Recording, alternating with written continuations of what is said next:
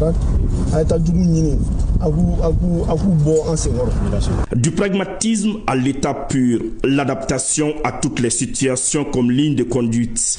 Les autorités de la transition font preuve de maestria. 2000 motos remises aux unités combattantes pour aller débusquer les terroristes jusque dans leur dernier retranchement.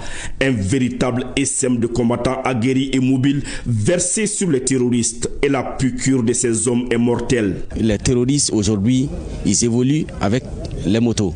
Si l'État malien arrive à nous doter avec des motos, maintenant pour améliorer notre déplacement vis-à-vis de cette lutte, c'est vraiment salutaire. Ces motos-là nous aident beaucoup pour notre déplacement et la lutte contre le terrorisme.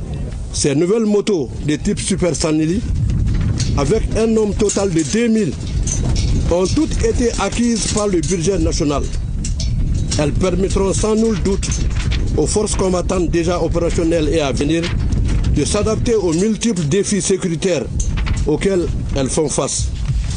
Les réalités sur le terrain ont changé. Les ennemis de la paix essayent de se fondre dans les forêts en se déplaçant en moto. L'acquisition de ce premier lot de 2000 motos de type Super Sanili n'est pas un simple ajout logistique.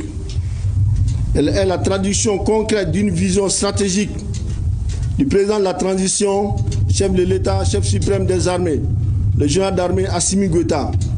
Celle d'adapter nos unités combattantes aux réalités changeantes d'une menace sécuritaire asymétrique à laquelle il faut des réponses appropriées.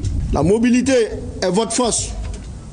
Dans les sables du Nord, comme dans les forêts, au centre et au sud, ces engins doivent devenir des vecteurs de notre supériorité tactique. Je demande aux commandants d'unité de veiller au maintien rigoureux de ces équipements, car de leur bon état dépendra l'efficacité de nos interventions et la sécurité de nos hommes. Que ces moyens roulants soient les compagnons de vos futures victoires. Aujourd'hui, notre pays fait face à plusieurs défis. Le terrorisme, après avoir perdu sur le terrain, prend plusieurs formes. Le général de division Oumar Diarra met à nu le plan funeste des entrepreneurs de la violence.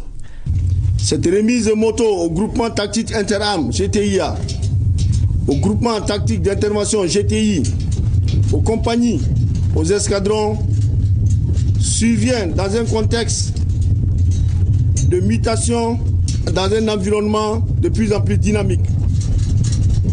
En effet,